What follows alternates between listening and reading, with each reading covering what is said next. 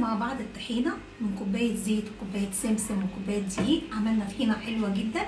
هنصبها مع بعض دلوقتي وهتكفينا مده في رمضان. دلوقتي الطحينه بقت غاليه قوي يا جماعه. بسم الله الرحمن الرحيم. بسم الله ما شاء الله. بصوا الكميه حلوه قوي على فكره،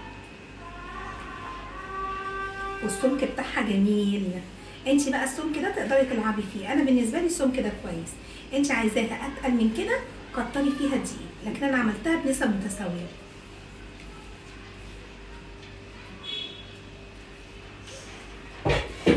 بصوا البرطمان قد ايه ما شاء الله، يعني كميه هتبقى حلوه معانا في رمضان. احنا عملنا فول في السحور علشان يبقى طعمه حلو، حطي على الطحينه مع اي حاجه في رمضان. سلطه الطحينه البيت ما بيستغناش عنها، وبالهنا والشفا.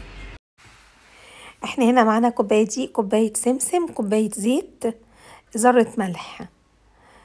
بصوا انا عاده بعمل كميه كبيره بس عشان تبقى مريحه للعين ليكم وانا بعملها، انا عملت حاجه قليله عشان تبقى سهله عليكم. بصوا حطيت هنا كوبايه الدقيق وحطيتها على النار. الفكره ان انا بطلع الرطوبه من الدقيق. طعم الدقيق لما بيكون ناي في حاجه ما بيبقاش طعمه حلو، وبعدين كده تبقى مده حفظ الطحينه مده كويسه. بصوا انا هنا بسخن الدقيق، بدفيه يعني مش تغيري لونه يدفى بس. اعمليه في طاسه تيفال عندك، ولحد ما تمسكيه تلاقي الدقيق سخن، مش سخن دافي كمان. كده ضمنتي ان الرطوبه طلعت منه. بصوا يا جماعه الطحينه غليت جدا على فكره. يعني افتكر بالتحديد رمضان اللي فات كان الكيلو ب46 جنيه. رمضان ده الربع ب35 جنيه. يعني ربنا يرحمنا برحمته. هنا السمسم انا برضو بدفيه. بصوا هو السمسم ده متحمص، لكن لو انت عندك سمسم ابيض انت بتديله نفس درجة اللون اللي انا فيها دي. بس في الفكرة ان انا السمسم عندي متحمص، ان انا بدفيه ليه؟ علشان يبقى ضربه في الخلاط سهل. مش شرط ان انت حد يقولك ان انت عشان تعملي طحينة لازم يكون عندك مطحنة. لا انا عملتها في الخلاط ودايما بعملها في الخلاط، بتبقى حلوة جدا على فكرة، ما فيهاش اي مشكلة. بعدين الطحينه دي حلوه جدا، يعني من الفواتح الشهيه قوي اللي انت تعمليها مع الاسماك. لو عامله سي فود، عامله لحمه مشويه، عامله كفته مشويه، فراخ. هنا بص بدات، حتى انا بص بجس السمسم بايديا، لقيت ان هو ايه لسه يعني داخل لسه على التسخين.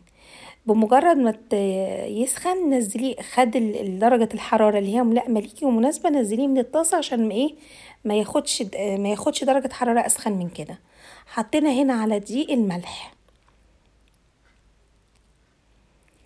ذرة الملح دي مهمة قوي في اي حاجة فيها دقيق بتبقى مهمة جدا.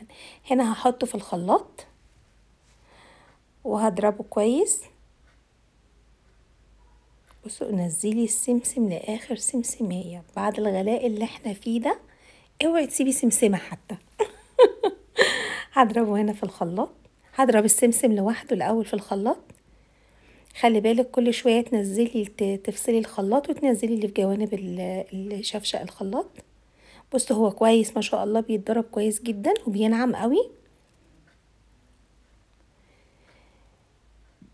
بصوا بدأ ان هو هنا، بصوا يعني كل السمسم ناعم كويس ما شاء الله، وبدأ الخلاط يتقل. المفروض ان انا احط بقى حبة زيت بحيث ان هو يتضرب كويس اكتر من كده، واضمن ان هو داب يعني امتزج حلو في الزيت. بص حطيت هنا حبة زيت صغيرين عشان اضربهم كويس. بص هيبتدي ان هو يختلط وينعم. بصوا يا جماعة اي حاجة تقدري تعمليها دلوقتي في البيت وتبقى باب توفير لأسرتك اعمليها. ما تكسليش عن اي حاجة وتقولي لا اشتريها، لا اللي تقدري تعمليه اعمليه. بصوا هنا انا هبتدي بقى دلوقتي، احنا ضربنا السمسم، هبتدي بقى اخد الخليط، اخد الدقيق والزيت بالتناوب مع بعض. يعني ما احطش الدقيق كله بعد كده احط الزيت كله، لا، عشان ميبقاش في حاجه مكلكعه وتضمني ان الحاجه امتزجت صح كويس. حطي مقدار من الدقيق ومقدار من الزيت، يعني بالتبادل بينهم. دلوقتي احنا بندور على اي حاجه يا جماعه فيها توفير لاسرتنا. وبعدين انتي بعد كده اعملي الموضوع ده في كمية صغيرة هتنجحي فيه جدا، اعمليه بعد كده بقى في كمية كبيرة. تمام. بصوا اخر حبة زيت انا هحطهم وهيضربوا كويس قوي، وبصوا لون الطحينة لونها حلو قوي. وبالهنا والشفا كده ان شاء الله. وكل سنة وانتم طيبين يا رب، ربنا يعود عليكم كل الايام بالخير. هنا الخليط بيتضرب كويس، خلاص ما شاء الله قربنا نخلصه. وبالهنا والشفا، وربنا يجعل الايام كلها بركة وخير يا جماعة علينا كلنا. شهر رمضان ده شهر الكرم. اخر حبة زيت انا حطيتهم. وبالهنا والشفا، لو انتوا جنبي كنت عملت لكم هدايا برطمانات. السلام عليكم ورحمة الله وبركاته.